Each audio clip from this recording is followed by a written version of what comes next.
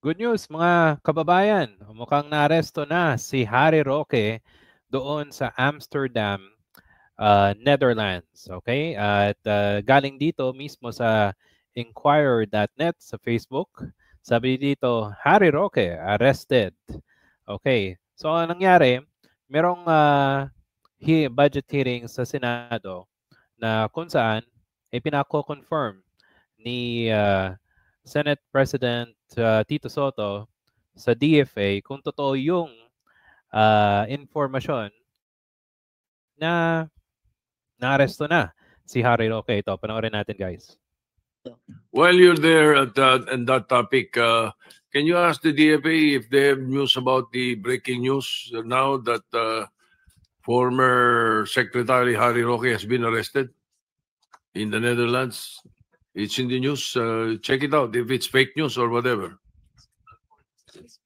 While it's in the breaking news, Mr. President, the DFA is still in the process of verifying, as they've had no information from the Netherlands. Okay, so far, yung DFA, mukhang wala pa silang alam. Okay? Pero, siguro sa mga sources doon sa Netherlands, ay naaresto si Harry Roque ng Dutch police. Okay, kung natatandaan nyo, ang ginawa ng gobyerno natin ay nag-request ng red notice, di ba? Sa Interpol para maaresto si Harry Roque. Now, what's the reason na inaaresto si Harry Roque? Kung natatandaan nyo, si Harry Roque ay na-link, okay? At merong ebidensya ng nagpapatunay na siya ay isa sa mga kasangkapan para mabuo itong isang pogo sa isang lugar dito sa ating bansa. Okay? So, pakita ko sa inyo guys. Okay, itong news na to is November 24. So, kahapon lang, Interpol red notice out on Ong also sought versus Harry Roque. Diba?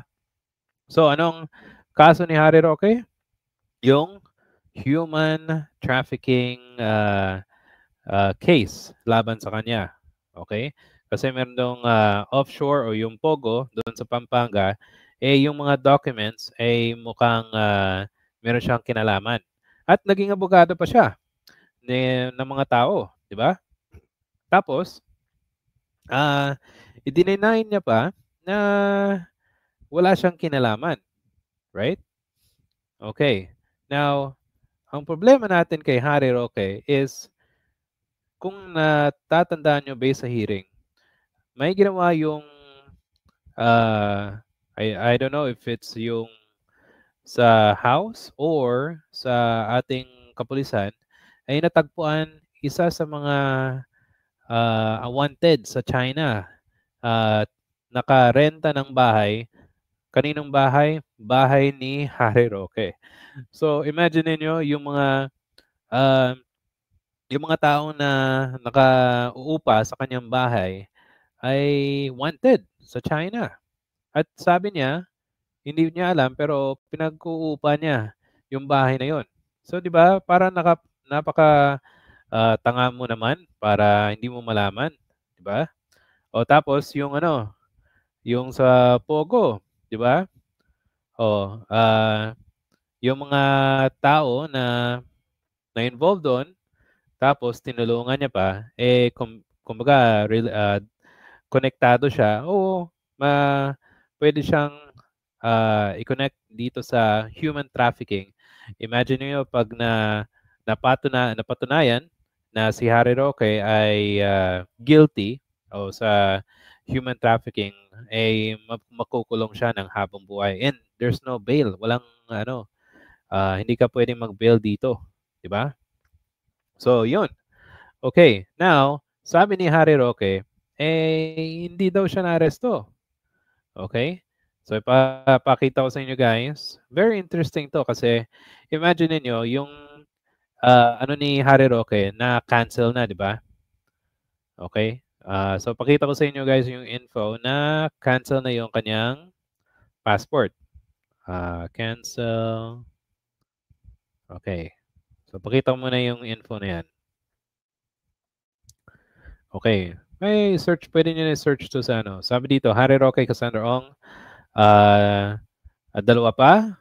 Sa Poco Hub, kinansela yung passport. That means you're not allowed to travel anymore. Diba? Ang problema, mukhang may ginawang si Harry Roque na nakalipad pa siya. Okay? Ito, pakita ko sa inyo guys. Kasi this is interesting. Kung nakansela siya kahapon, paano siya dito sa kanyang official Facebook account. Paano siya kaya nakalabas ng bansa, 'di ba? From Amsterdam papunta ng Austria, right? Okay, so analyze natin ito. Sabi dito ni Harry Roque, Office of Attorney, Harry Roque, November 2025, there's no truth to the rumors that I have been arrested. I have a scheduled flight to Vienna, Austria today, November 25. Details follows. So imagine niyo, nakalabas pa siya ng bansa ng Austria, tapos ano tawag dito?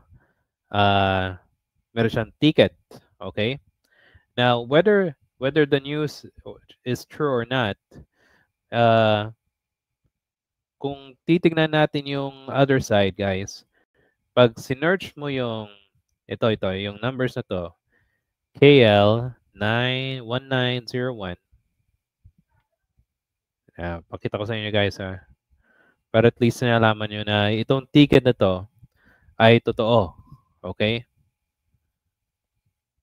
Yan. Yan. Okay, kita niyo yan? So, yan sa Amsterdam, papunta ng Austria. So, another country. So, lalapag siya Tuesday. So, yung biyahe niya, mahigit 1 oras lang. Or let's just say almost 2 hours. Okay?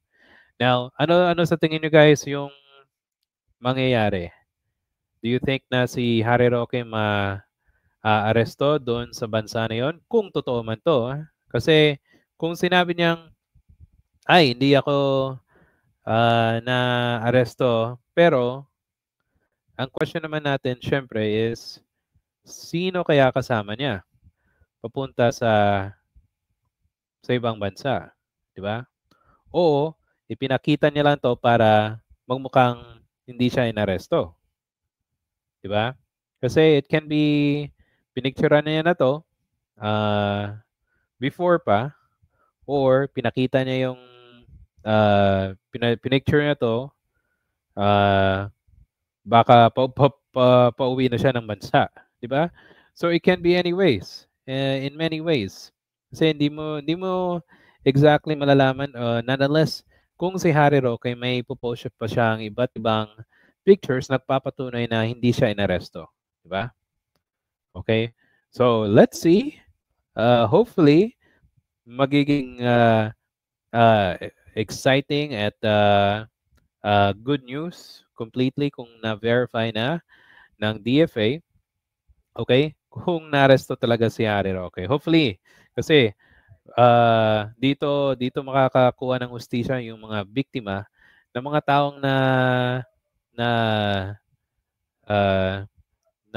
aresto na torture, na yung napilitan magtrabaho doon sa Pogo na yon, di ba? At para makuha na ng hustisya, para hindi na maulit tong kabulustugan na ginawa ni Harry Roque. Okay? So ano sa tingin niyo guys? Kung meron kayong comment or suggestion, please paki-comment po sa ating comment section. At if you like, and please like and subscribe if you like this video.